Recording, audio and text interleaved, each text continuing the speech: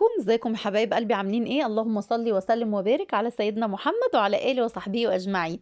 بردانين وسقعانين زي حالتنا كده يا بنات، وعايزين تشربوا حاجه جميله ولذيذه واقتصاديه وموفره وطعمها لذيذ. ايوه، ما يغركوش المارشميلو ده يا بنات، ده الكيس ب5 جنيه. يلا بقى، علشان ايه؟ تشربوا احلى هوت شوكليت هتشربوه في حياتكم. حله هنحط فيها، انا عملت 4 كوبايات حليب يا بنات. ايوه، ادي الرابعه اهي. 4 كوبايات حليب. هنحط معاهم 4 معالق صغيرة سكر. أنا بتكلم أهو بمعلقة الشاي يا بنات. ليه؟ علشان أنا عاملة كاكاو محلى. كاكاو محلى هيبقوا كل كوباية ليها معلقتين، يعني 8 معالق كاكاو يا بنات. 8 معالق كاكاو. ليه تاني بسرعة؟ علشان أنا عاملاه محلى. يبقى 8 معالق. هتعمليه خام، هتحطي 4 معالق كبار يا بنات. 4 معالق لكل كوباية حليب. معلقة يا بنات. تمام.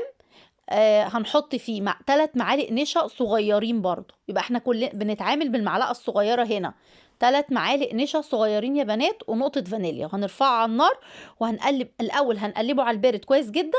وانا رفعته دلوقتي على النار وقلبته يا جماعه، قلبته كويس جدا يا بنات. بصوا لحد ما يعمل فقاقيع كده من الجناب، وتحسي ان النشا استوى.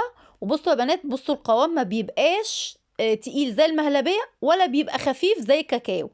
انتوا هتشوفوه. هو المقادير دي مظبوطة جدا يا بنات، اللي هم 3 معالق نشا، 8 معالق كاكاو صغيرة، 4 معالق سكر، 4 كوبايات حليب.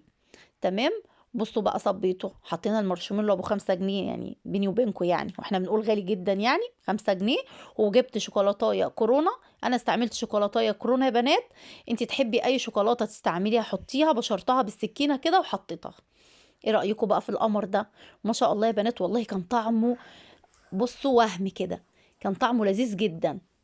وطبعا ارخص من الكافيهات ولمة البيت. ان شاء الله هيطلع قمر زيكم كده. لايك وشير لو عجبكم الفيديو. استودعكم الله الذي لا تضيع ودائع.